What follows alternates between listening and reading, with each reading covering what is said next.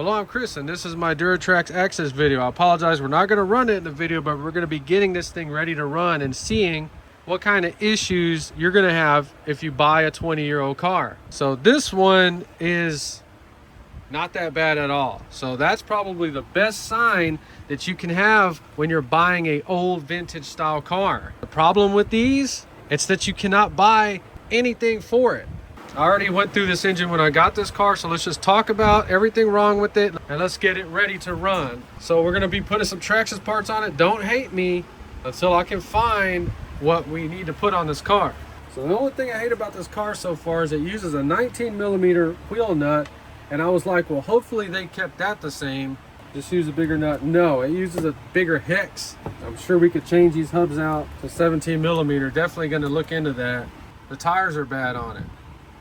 I'm just going to run it with these tires until they blow off. I got these tires in a trade or something, so hopefully these tires will go on there. Not sure if I want to use them on this though. So buying this to restore that would have caught a lot of people off guard. So right here, we're missing the front bumper on it. And if you look at that pin, it's kind of bent in this way because this arm is bent. So hopefully I can pull that pin. We're gonna do it in this video. This does not look messed up in any way. So look right here on both sides and you can see how this side is pushed down. You see how that pin is bent right there, so hopefully we can straighten that pin in this video. So there's another thing, buying used cars. If you bought this on eBay and found that bent like that, what would you do, or what would you think? That's why I made that getting ripped off video, because those storage locker people, they put these things out there just because they looked that name up and something came up. They're, oh, yo, man, we got some money made. Read that feedback. If they got one negative feedback on misrepresented stuff, do not buy it from them, because I guarantee you if a storage locker person found this, they put it on eBay for $250. And they put that damn AI description. Duratrax is an amazing brand that will keep you busy for hours. Freaking hate AI descriptions. This body does not like coming off of here. So body's in real good shape. I'm gonna go wash it. Hopefully it'll clean up. So the shocks, we're gonna have to go through the shocks. They feel like they're out of oil or screwed up. So now if I buy an A-scale buggy, it's got to look good down here. I'm not going to touch it. So the steering servo stuff was unhooked when I got it. It was in here. I don't know how in the world I had one of these little star things in my servo parts bin. So I just reconnected that. All of it was there. Missing a lid right here. You cannot buy them. It did not have an air filter with it. That's fine. So this engine right here, there's so much information on this engine. People in the forums say it's not that good, like it's slow. I don't care, as long as it runs, it makes this thing move, it makes that awesome noise. So I had taken this engine apart already and went through it. It was like freaking brand new. This thing is probably 20 years old. I just went through it, cleaned it all out. I want you to see how this thing starts up.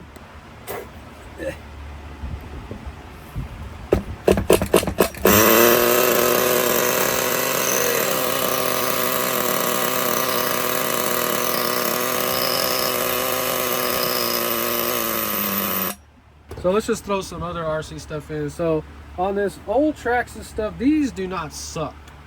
These work very well with the crystals. We're gonna put that on there. The transmitters are what go bad. I was having issues with this one flicking and doing weird stuff. And I was like, okay, well, let me get another transmitter. And then I was like, there's no way both of these. And then when I got another one, it's the transmitters. Both of these, they're bad. And you'll know they're bad when you start trying to adjust your servos and they twitch and do all kinds of crazy stuff. This one was actually, when I would turn, it would move the throttle. And I was not even touching it. So just letting you know, don't just throw everything away. If you can, try to get you a newer one of these. These going in the bad box. Just a Traxxas filter on there for right now.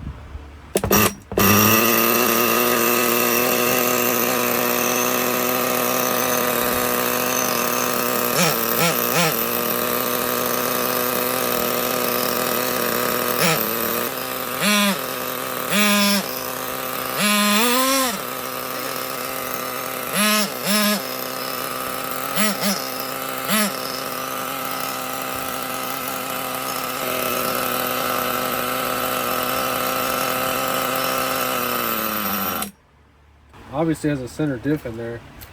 Yeah, these tires are probably going to explode. Let's just check and make sure they're all straight. They're very, very, very, very straight.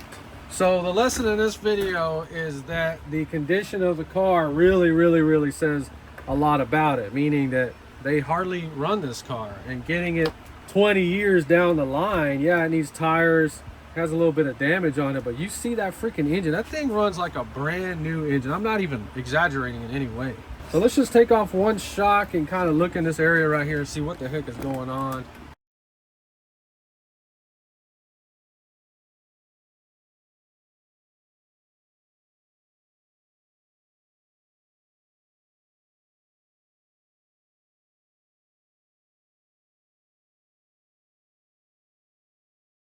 So I washed this the best that I could. It's got some kind of spray, like it was on a shelf during a remodel or something, and I guess I can take a Dremel and cut both of those off in the future. But that's what we have. So I'm really trying to get these things ready to go. You see all the stuff that I do. I don't just spray them with some damn cleaners and talk about how badass it is. I gotta take this whole freaking piece off to get that antenna through there. And we're gonna run it with this Trax and stuff. I guess I'm just gonna put a freaking zip tie on it.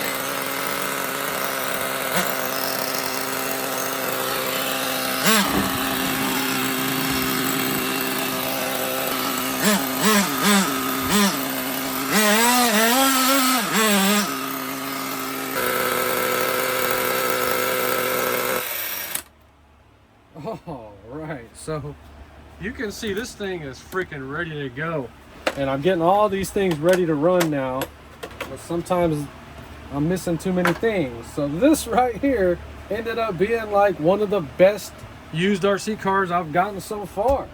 So lesson in this video, a recap. Oh God, look at that oil. The bottom of the chassis is very, very important, and it will reflect most of the time the way the engine hopefully was run. So I do run these rich because I don't know if they did the break-in right or what they did. I have no idea. So I'll run them a tank or two rich, and then you always shut them off, not at top dead center. Make sure they're not at the top. That's very important. We're talking about that because this might be close to a new one. So total win on this one, but let's talk about what was screwed up and what to watch out for on these old vintage style cars. So we lucked out 100% on the body, the wing. Most of these A-scale buggies will not come with a body shell. So the tires are trash on it, and this one uses 19mm wheels. So all them other wheels that I have, I can't use any of them on this car. So I guess we're gonna be forced to run those tires. If they'll even fit, I'll have to check it out. So $50 was the car, about $30 for some tires. Front bumper, about $15. We were able to straighten that pin. You saw how crazy and jagged it was, and it fixed our problem 100%.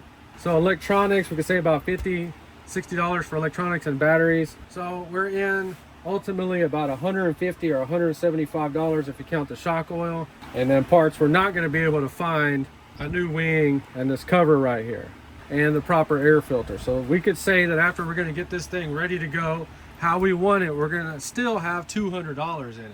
The shocks, this one didn't have any oil, so I would imagine that's the one that got in the wreck if something happened to it. But all the shock springs, preload pieces work, and then the rest of the shocks, they were just missing a little bit of oil. We still need a little more preload, but way better than it was at first. So about $50, and about 4 hours later, that's taking the engine completely apart, inspecting it, you know, washing the fuel tank out, the lines, fixing the shocks, going through the servos. I guess another hour changing the freaking tires on there. We have a fully functional 8-scale buggy. This thing is ready to go. Well, I'm happy. I've saved another nitro. That's what I'm all about, making this hobby great again. If for some reason that's your dream car and you want it, message me. I could sell it as it is for about $200, but after I get it tuned and tires and running real good, I'm probably gonna want $300. That's the lowest I can take for these. So there you go, saved another nitro. This thing sounds awesome, can't wait to run it. If you enjoyed this video, please like and subscribe, and thanks for watching.